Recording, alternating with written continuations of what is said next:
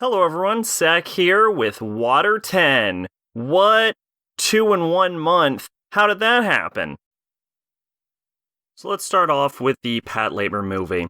At this point, the anime dartboard about the Patlabor series has hopefully been released, but as of making this recording, I have not actually talked about it on the podcast yet. But I did hear that the main reason to watch that series is the movies. So I'm assuming that the talk about the show itself has already been released.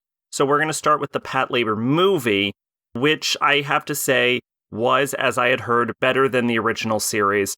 It's about a doctor who is, I think, just generally pissed off about the Babylon Project and the land development happening in Japan during the Patlabor series. And so he creates an operating system that is supposed to increase Patlabor, which are the mechs in the series, efficiency by 30%. But it also functions as a virus infecting any system it interacts with. And if I got this correct, when it hears when the Patlabors pick up a certain frequency, it causes the Patlabors to go berserk.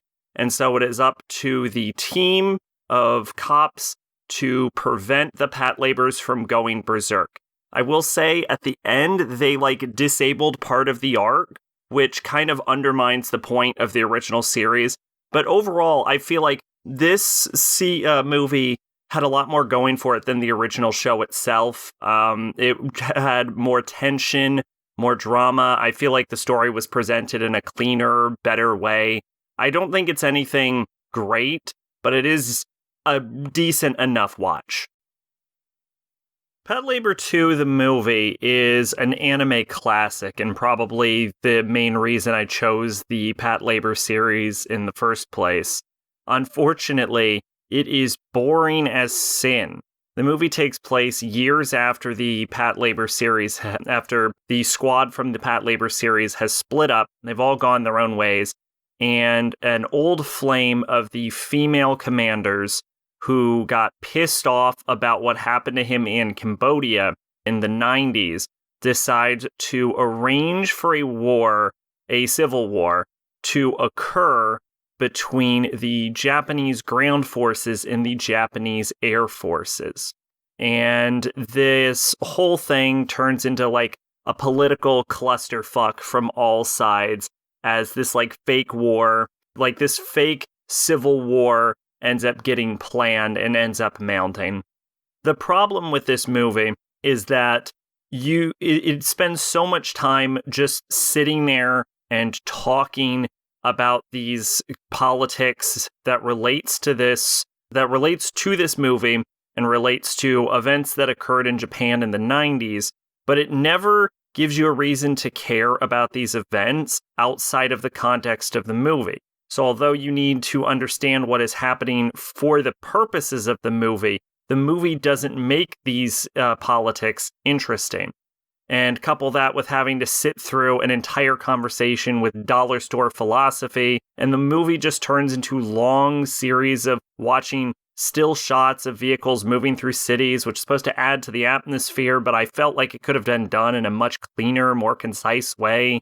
Long stretches of people just talking about bullshit that's either just completely ridiculous or just so uninteresting that you end up just tuning it out. I had to watch some scenes multiple times just because I could not give a single fuck about what was happening. And we don't even get to spend a lot of time with the original Patlabor crew because the whole unit has already dissolved at this point. So we just have to spend time with the main commanders having long, drawn-out conversations about shit you don't care about. This movie was completely uninteresting to me at every level.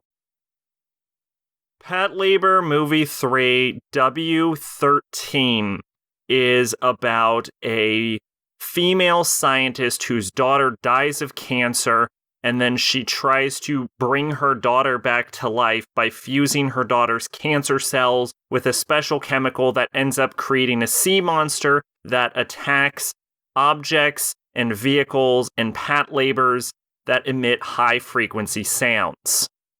The SV2 is barely in this movie, but they are in this movie in full squad uniform, which makes me think that this movie is intended to actually take place before the Patlabor 2 movie. But most of this movie is about two detectives who are investigating the crime.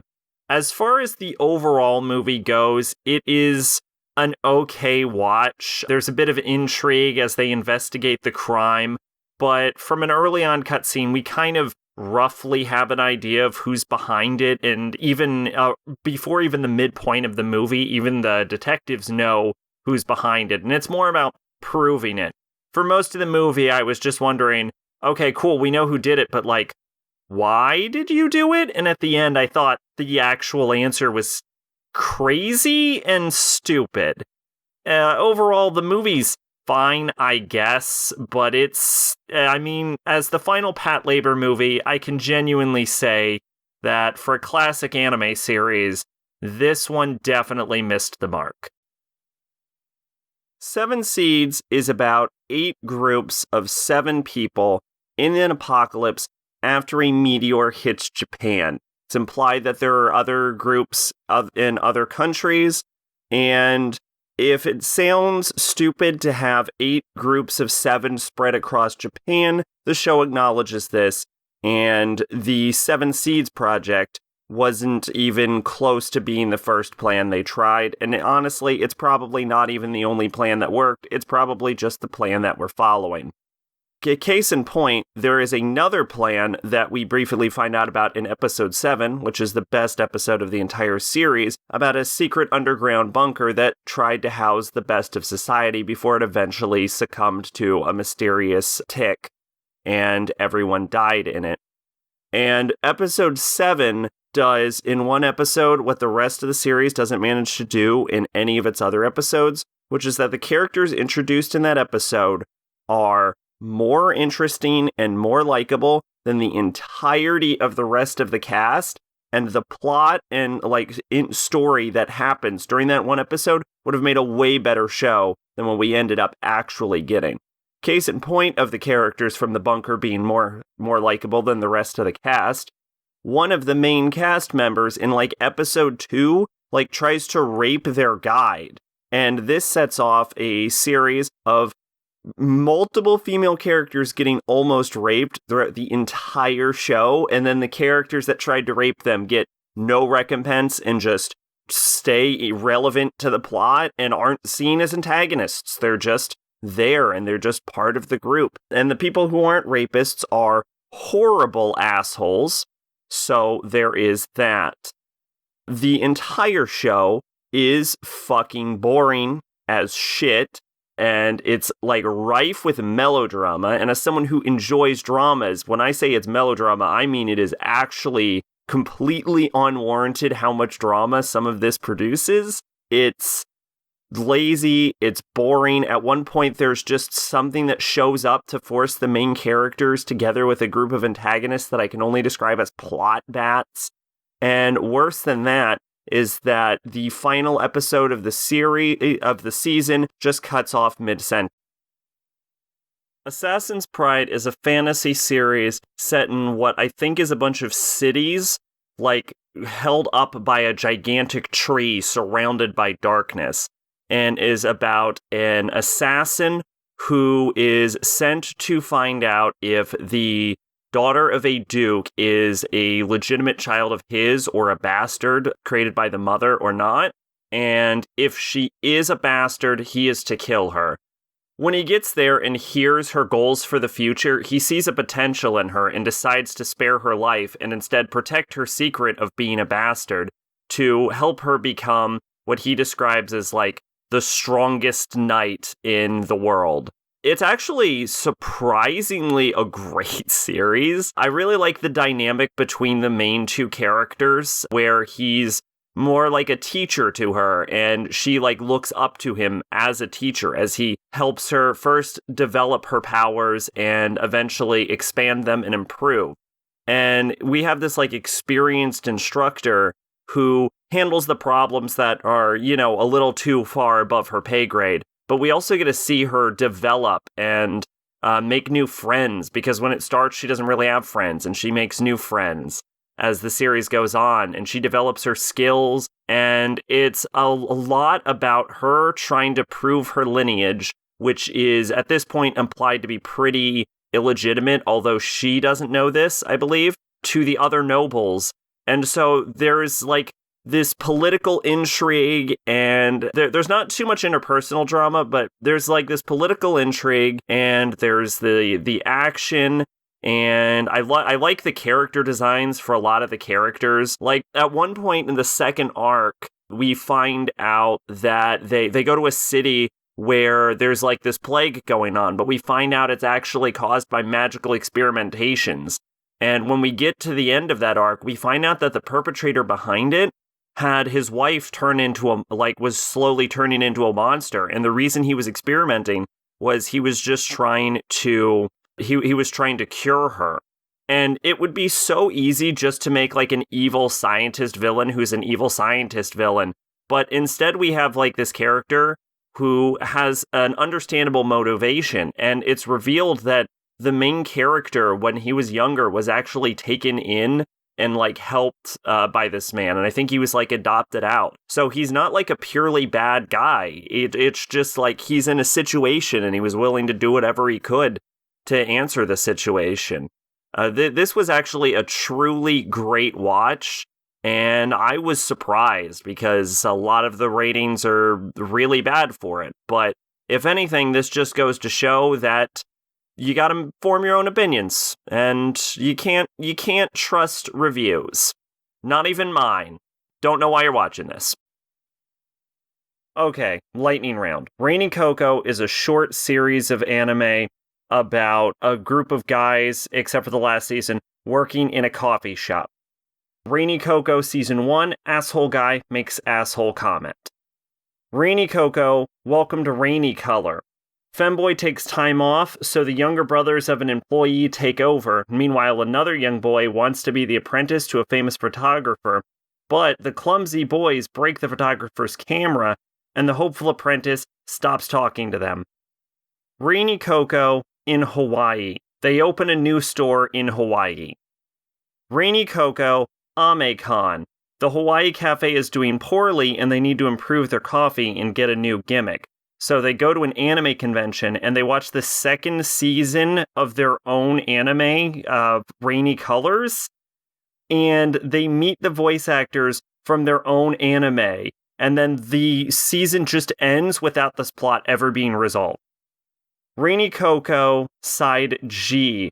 The manager from the Japanese store, actually he's the manager in both stores, leaves on another trip, which he does a lot, and the entire cast of the Japanese cafe is just replaced with cute girls. And a little girl shows up, and she lost her cat, so the cast finds the cat. This season has a lot of fan service in it. Oh, Maidens in Your Savage Season is a coming-of-age story about 5 girls in a literature club as they begin to start taking notice of those around them, specifically in romantic, sexual ways, and they come to terms with their feelings on sexuality in relationships. Each girl has her own story and tells a different problems she's going through as she starts learning about sex and relationships. So I'm not going to get too far into it. Overall, I found it was pretty enjoyable. For a series about sex, there wasn't a lot of sexuality like inside of it. Like there wasn't a lot of fan service or ecchi scenes in it. It was a lot of just like discussing sexual feelings. The series' main focus actually more turned out to be about romantic drama, and then just viewed through a lens of a sexually charged / sexually frustrated teenager, as they kind of get into sort of wanting to grow up, maybe even a little too fast in some cases. It's a decent enough show, but I didn't feel like anything was too standout, either in the discussion about sexuality or in the romance or even the drama department. I will say, I felt like it ended in a good place, and everyone pretty much ended up how you kind of would have wanted them, so that was good. Bokuben is about a boy who has to tutor two prodigies in school in order to get a recommendation. However, the one that is good with liberal arts wants to get into a science school, and the one that's good at science wants to get into a liberal arts school, and they're both terrible at the school they're actually trying to get into, where they're excellent at the school that they want to get into, or that they don't want to get into. And later on, he has to also teach a friend from middle school who's an athlete who's bad at pretty much all subjects. And then there's also the bitchy former teacher who also used to be the tutor of the two girls, but they don't get along very well. And even later on, there is a pre-med senpai that helps them out. The series itself is a romantic comedy with some ecchi moments, and it's a harem, and it doesn't really do anything that you haven't seen before. It hits pretty much all of the same stale cliche beats that you've seen.